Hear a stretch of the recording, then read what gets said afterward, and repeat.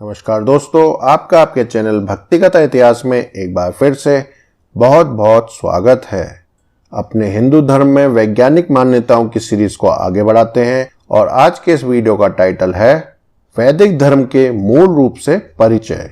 तो चलिए वीडियो शुरू करते हैं।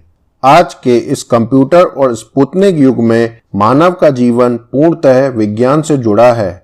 उसके जीवन के लगभग सभी कार्य ऐसी मशीनों और यंत्रों से होते हैं जिनका सीधा संबंध विज्ञान से है। इसलिए जो विज्ञान की कसौटी पर खरा नहीं उतरता वह उसे ढकोसला और अंधविश्वास लगता है। अपनी इस विचारधारा व धारणा के लिए आधुनिक मानव पूर्ण रूप से दोषी नहीं है, क्योंकि इन सब के बारे में मोबाइल फोन से बात करने वाले और एसी कारों में घूमने वाले ना तो आज के पंडित लोग ही बताते हैं और ना ही हमारे शिक्षा संस्थानों में पढ़ाने वाले शिक्षक। ऐसे में यदि हमें अपने धर्म की मान्यताओं के पीछे जो विज्ञान है उसका पता नहीं है तो आश्चर्य कैसा। ज्ञान के इस अभाव को दूर करने के लिए हमें पहले अपने धर्म के मूल स्वरूप से परिचित होना होगा, तभी हम अपना धार्मिक मान्यताओं के विज्ञान को भली भांति समझ सकेंगे और आने वाली पीढ़ी को उसके बारे में बता सकेंगे। सनातन धर्म की पहली विशेषता यह है कि विश्व में आज जितने भी धर्म हैं यह उनमें सबसे प्राचीनतम है। इसके साथ जो अन्य धर्म जन्मे व पनपे वे या तो लोप हो गए या फिर छिन छिन। हमारे धर्म की निरंतरता के पीछे जो कारण है वह है इसकी विश्वव्यापी सुगम्यता। इसका आंचल केवल किसी जाति विशेष या समाज विशेष के लिए नहीं था। इसके मंत्रों में यह भाव निहित था कि सारा विश्व एक ही परिवार है, वसुदैव कुटुंबकम, और संसार के सभी प्राणियों का कल्याण हो, लोकः समस्तः सुखिनो भवन्तु। ऐसी सुंदर भावनाएं थीं उन मंत्रों में। ये मंत्र केवल भारत भूमि के धर्म में आस्था रखने वालों के लिए नहीं थे, अपितु संसार के समस्त प्राणियों के कल्याण हेतु बने थे। ऐसी व्यापक विश्व कल्याणकारी विचारधारा विश्व की अन्य किसी धार्मिक आस्था में देखने को नहीं मिलती। हमने सभी धर्मों का आदर किया और सभी को स्वीकार भी किया। यही कारण है कि हमारे धर्म में आज भी निरंतरता गतिमान है। दूसरी विशेषता हमारे धर्म की यह है कि इसकी आधारशिला किसी एक व्यक्ति विशेष या एक धर्म ग्रंथ विशेष पर आधारित नहीं है। इसके तो अनगिनत आधार स्तंभ हैं, जैसे वेद पुराण, रामायण, गीता और असंख्य धर्मशास्त्र व मीमांसाएं। यदि इनमें से हम कुछ एक आधारों को हटा दें या नकार दें तो भी हमारे धर्म की आधारशिला ज्यों की त्यों अडिग बनी रहेगी।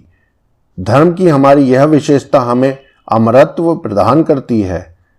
तीसरी महत्वपूर्ण विशेषता हमारे धर्म की यह है कि इसका जन्म प्रकृति के भय से या फिर सामाजिक परिस्थितियों के कारण, जैसे विश्व के अन्य धर्मों के इतिहास में प्रायः देखा गया है, नहीं हुआ है। इसका जन्म तो प्रकृति के गूढ़ रहस्यों का गहन अध्ययन करके, ब्रह्मांड के विज्ञान को पूर्णतः शोध करके और जानने के बाद ही हुआ है। इसके अतिरिक्त एक और ध्यान देने योग्य तथ्य यह है, भारत के मुनियों ने प्रकृति के रहस्यों का अध्ययन व ब्रह्मांड के विज्ञान का ज्ञान अर्जन कुछ सीमित वर्षों में नहीं किया। इसे अर्जित करने के पीछे कई पीढ़ियों का योगदान व अनुभव रहा है। यही नहीं, यह योगदान व अनुभव भी किसी एक व्यक्ति विशेष का नहीं था। यह ज्ञानार्जन तमाम ऋषि मुनियों के चिंतन मनन का परिणाम है। धर्म का इतना विस्तृत आधार विश्व में अन्यत्र देखने को नहीं मिलता। भारत के सनातन ऋषि मुनियों ने प्रकृति के हर रहस्य को गहराई से देखा और प्रकृति की घटनाओं के विज्ञान को समझा। फिर उस ज्ञान को उन्होंने पहले मौखिक रूप से समाज को दिया और कालांतर में धर्म ग्रंथों में समाहित किया। भारत के मनीषियों ने वनस्पति, पशु पक्षी, जीव जंतु, ग्रह नक्षत्र, आत्मा परमात्मा व ब्रह्मांड के रहस्यों का अध्ययन किया।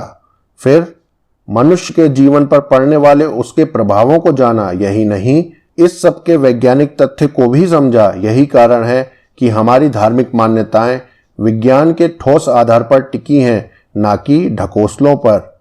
यह बात अलग है, आज हम उस वैज्ञानिक आधार से अनभिज्ञ हैं। आवश्यकता इस बात की है कि हम उस आधार को खोजें। सच तो यह है कि विश्व की अन्य किसी और धार्मिक आस्था में प्रकृति व मनुष्य का इतना गूढ़ अध्ययन नहीं हुआ है। मनुष्य को क्या करना है और क्या नहीं करना है, क्या खाना है और क्या नहीं खाना चाहिए, क्या सोचना है और क्या नहीं सोचना चाहिए, इन सब छोटी बड़ी बातों का हमारे धर्म ग्रंथ में विस्तार से वर्णन किया गया है। पशु पक्षियों पर अनुसंधान करके मनुष्य के स्वास्थ्य लाभ के लिए अनेक योगासन बनाए गए हैं और उन्हीं के नाम पर उन योगासनों का नाम रखा गया है, जैसे कुक्कुटासन, मयूरासन, सर्पासन आदि। यही नहीं, जब भारत के मनीषियों ने धर्म के नियम व मान्यताओं को समाज को दिया तो इस बात का भी पूर्णतः ध्यान रखा कि धर्म आचरण करते समय धर्म के अनुयायियों से कोई ऐसा कार्य ना हो जो प्रकृति के नियमों के विरुद्ध हो। उन्होंने इस बात पर बल दिया कि मनुष्य के सब कार्य ऐसे हों जिससे मनुष्य और प्रकृति में सदा समन्वय बना रहे तथा धर्म आचरण करते समय मनुष्य व प्रकृति की लयबद्धता बनी रहे। आज मनुष्य की कई समस्याएं इस कारण भी हैं कि उसने प्रकृति से अपनी लय को तोड़ लिया है। हमारी कई आधुनिक समस्याओं का मूल कारण यही है कि हमने विज्ञान और आधुनिकता के नाम पर ऐसे कई आविष्कार किए हैं जिन्होंने मनुष्य, प्रकृति व ब्रह्मांड के आसपास के संतुलन को बिगाड़ दिया है। आज के विज्ञान ने हमें सड़क पर तेज दौड़ने वाली मोटर कार तो दी, तेज गति से उड़ने वाले हवाई जहाज दिए, पर साथ में दिया वायु प्रदूषण, जिसका परिणाम हम सभी जानते हैं। परमाणु ऊर्जा के इस्तेमाल के साथ उसका परिणाम भी जुड़ा हुआ है।